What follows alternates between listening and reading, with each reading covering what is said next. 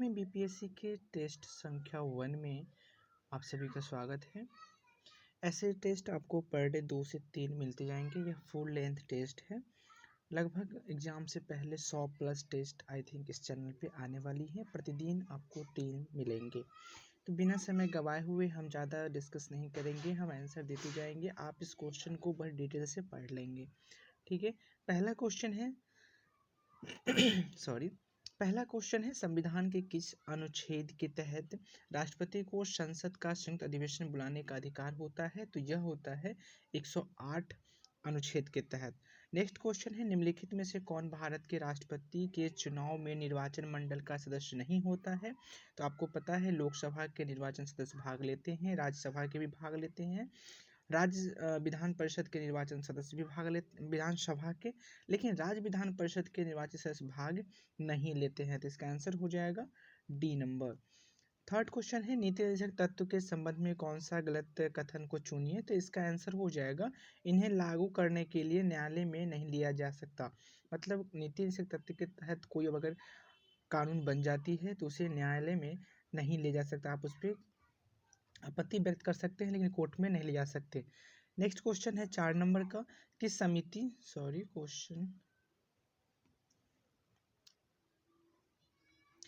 समिति ने पंचायतों को आर्थिक रूप से आत्मनिर्भर बनाने की सिफारिश की थी? तो यह की थी LM सिंघवी समिति ने।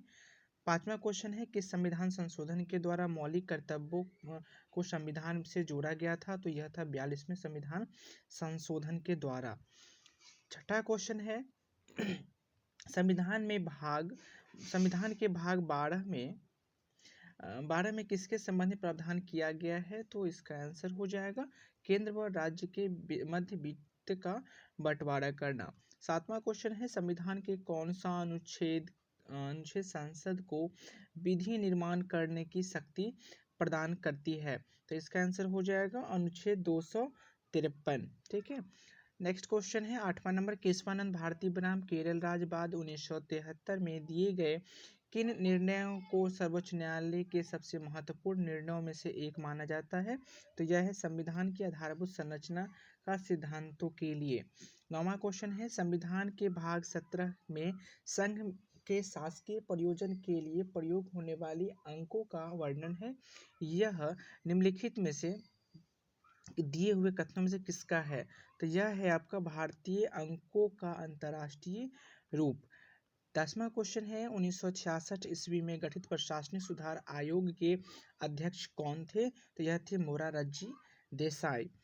राज्यपाल के संबंध में गलत कथन को चुनना है। तो यह गलत कथन हो जाएगा, पेंशन राज्य के संचित निधि से दिया जाता है। पेंशन वेतन भारत के संचित, अच्छा इसका मतलब ऑब्जेक्टिव है। तो राज्य, इसका आंसर वेतन राज्य के संचित निधि को दिया जाता है।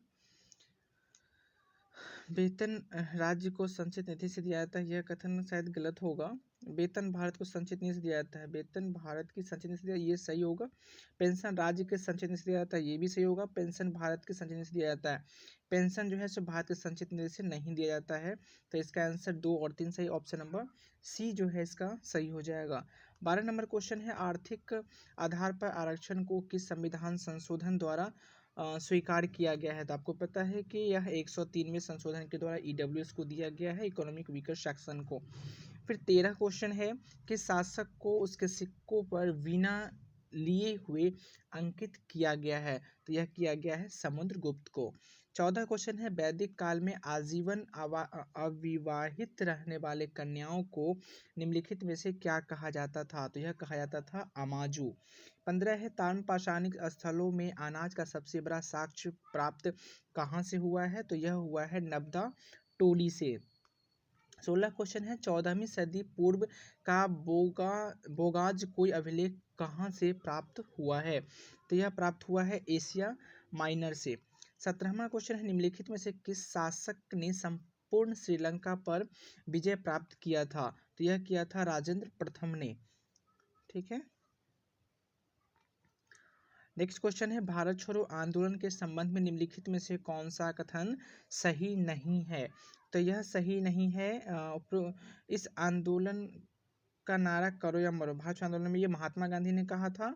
आंदोलन का प्रस्ताव जवाहरलाल नेहरू ने पेश किया था। ब्रिटिश हुकूमत और ऑपरेशन 10 आवर चलाया गया था।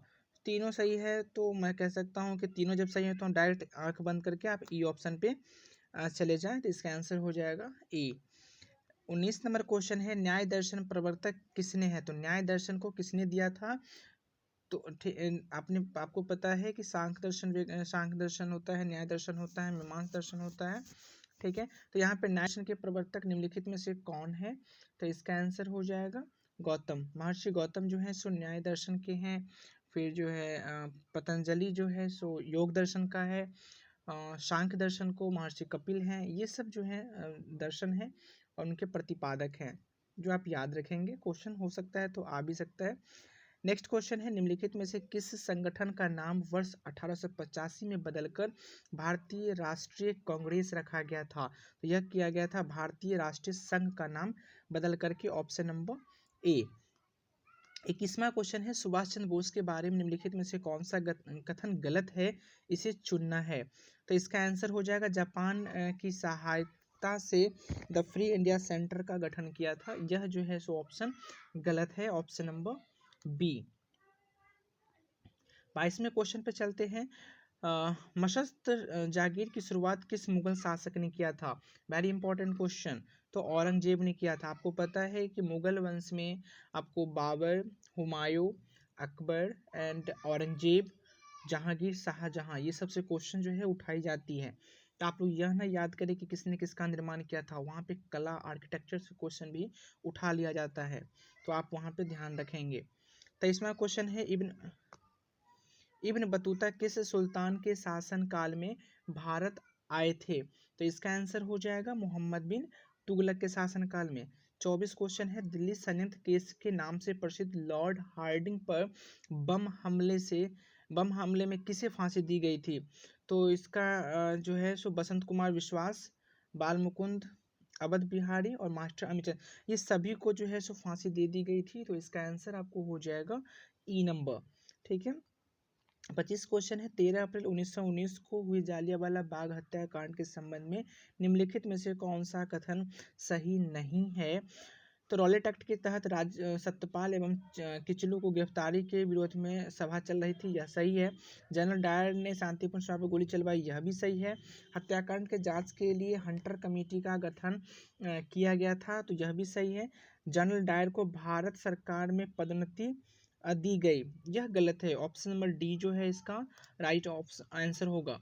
26वां क्वेश्चन है, किस प्रसिद्ध नेता ने विभाजन को कांग्रेस का विश्वासघात बताते हुए कहा कि खुदाई खिदमतगारों की भेड़ियों के आगे फेंका जा रहा है? तो इसका आंसर हो जाएगा, किसने कहा था? ये खान अब्दुल गफ्फार खान का ये शब्द था।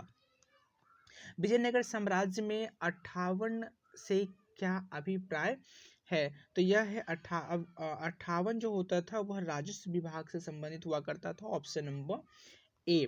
28 है, सल्तनतकालीन शासकों ने सर्वप्रथम किसने दक्षिण के राज्यों को सल्तनत में मिलाया था? तो इसका आंसर हो जाएगा गयासुद्दीन तुगलक ने मिलाया था। 29 क्वेश्चन, 1857 के स्वतंत्रता संग्राम में किस राजवंश ने अंग्रेजों की सर्वाधिक सहायता की थी? तो किस राजवंश ने अंग्रेजों की सर्वाधिक सहायता की थी? तो यह किया था ग्वालियर के सिंघिया ने। ठीक है, 30 क्वेश्चन है, निम्नलिखित में से महात्मा गांधी के राजनीतिक गुरु कौन है? तो आपको पता है कि उनके जो राजनीतिक गुरु हैं वह हैं गोपाल कृष्ण गोखले।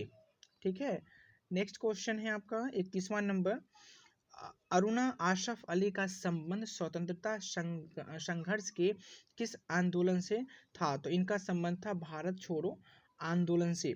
कोलकाता में हिंदू कॉलेज के संस्थापक कौन थे? तो इसका आंसर हो जाएगा राजा राममोहन राय ने इनका संस्थापक माना जाता है, संस्थापक यही थे ही। नेक्स्ट क्वेश्चन है, मित्र मेला संघ की स्थापना निम्नलिखित में से किसने की थी? तो यह की थी विनायक दामोदर सावरकर ने। अब हम बात कर रहे हैं 34 नंबर क्वेश्चन की। तो असहयोग आंदोलन के दौरान विदेशी कपड़ों को जलाने को एक निष्ठुर बर्बादी किसने घोषित किया था? तो यह किया था रविंद्रनाथ टैगोर ने। किस 35 क्वेश्चन है, किसने अहमदाबाद टेक्सटाइल लेबर एसोसिएशन की स्थापना की थी? तो यह किया था महात्मा गांधी ने। 36 क्वेश्चन है, द्वितीय गोलमेज सम्मेलन में कांग्रेस का प्रतिनिधित्व किसने किया था? तो यह किया था महात्मा गांधी ने। महात्मा गांधी से संबंधित 2 क्वेश्चन यहाँ पे लगातार आ गए हैं। फिर हम चलते हैं 37 नंबर क्वेश्चन पर। सुभाष चंद्र बोस को देश नायक कहकर किसने संबोधित किया था? तो यह किया था उनको Rabindranath Tagore, option number B. 38 question है, टीपू सुल्तान तथा अंग्रेजों के मध्य अंतिम युद्ध कब लड़ा गया था? तो यह लड़ा गया था 1799 ईस्वी में, ठीक है, ऑप्शन नंबर डी में। 39 क्वेश्चन है, निम्नलिखित ब्रिटिश प्रधानमंत्रियों में से किसने भारत में क्रिप्स मिशन को भेजा था? तो यह भेजा था विंस्टन चर्चिल ने। 40वां क्वेश्चन, महात्मा गांधी और लॉर्ड इरविन के मध्य समझौता कब संपन्न हुआ था? 5 मार्च 1931, ऑप्शन नंबर बी। 41 क्वेश्चन है, 57 के विद्रोह के समय भारत का गवर्नर जनरल कौन था? तो यह कौन थे? Lord Canning, option number D.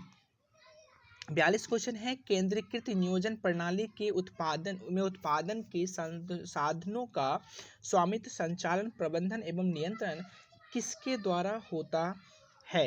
तो इसका आंसर हो जाएगा ई, ठीक है, क्योंकि इसमें जो संगठन दिए हुए सबके अलग अलग कार्य बताते हैं और कहीं ना कहीं एक दूसरे से मिक्स खा जाते हैं।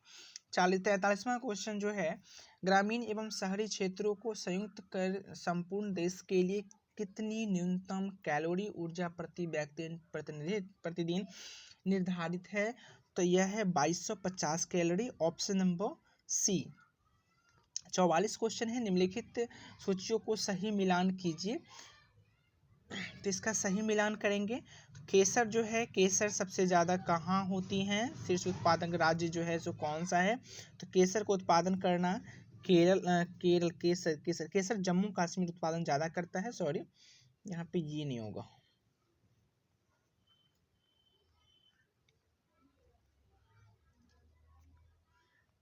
ठीक है, तो जो इसका है केसर का, यह केसर सबसे ज़्यादा कहाँ होता है? जम्मू कश्मीर में। और काली मिर्च होता है केरल में, ठीक है। और हल्दी जो होता है वह होता है आंध्र प्रदेश में। जीरा का सबसे बड़ा उत्पादक जो होता है राज्य है वह है राजस्थान। तो यह मिक्स खाता है ऑप्शन नंबर बी के साथ, ठीक है। तो चलिए हम नेक्स्ट आगे क्वेश्चन पे चलते हैं। 45वां क्वेश्चन, किस कीमत को किसानों के लिए बीमा कीमत की संज्ञा दी जाती है? तो यह दी जाती है ऑप्शन नंबर सी के लिए, न्यूनतम समर्थन मूल्य के लिए। 46वां क्वेश्चन है, राष्ट्रीय कृषि तथा ग्रामीण विकास बैंक नाबार्ड की स्थापना किस समिति की अनुशंसा पर की गई थी? Very important question. तो इसको हम कर सकते हैं, इसका आंसर है शिवरामन सिंह समिति, ऑप्शन नंबर सी। आगे हम चल रहे हैं क्वेश्चन नंबर 47वां, कृषि क्रांति एवं संबंध क्षेत्रों में कौन सा सम्मिलित नहीं है? तो इसका आंसर हो जाएगा श्वेत क्रांति, दूसरी कृष्ण क्रांति, कपास, मक्का। इसका ऑप्शन ई हम डाल देते हैं, आप लोग देख लीजिएगा, ऑप्शन नंबर ई। नेक्स्ट क्वेश्चन है, भिलाई इस्पात संयंत्र किस देश की सहायता से स्थापित किया गया है? तो इसका आंसर हो जाएगा सोवियत संघ की, ठीक है, सोवियत संघ, ऑप्शन नंबर ए। 49 क्वेश्चन है, निम्नलिखित में से मुद्रा का निकट प्रतिस्थापन सन्निकट मुद्रा कौन है? तो इसका आंसर हो जाएगा ऑप्शन नंबर ई। और 50वां क्वेश्चन है, यदि एक दी हुई समयावधि में कीमत तथा मौद्रिक आय दोनों दुगुनी हो जाए तो वास्तविक आय पर क्या प्रभाव पड़ेगा? तो यह क्या हो जाएगा? अपरिवर्तित रहेगा, कोई प्रभाव इसका नहीं पड़ेगा। सो वीडियो का लेंथ बहुत ज़्यादा हो रहा है, तो हम 50 क्वेश्चन पे ही इसको क्विट कर रहे हैं। इससे आगे क्वेश्चन, इसका नेक्स्ट पार्ट जब तक आप देखें तब तक अपलोड हो जाएगा। तो चलते हैं नेक्स्ट पार्ट के लिए। सो इसमें इतना ही रहने देते हैं। This is all about for this class. See you in the next video. इसका पूरा हम अगला वीडियो में कर रहे हैं। Bye bye.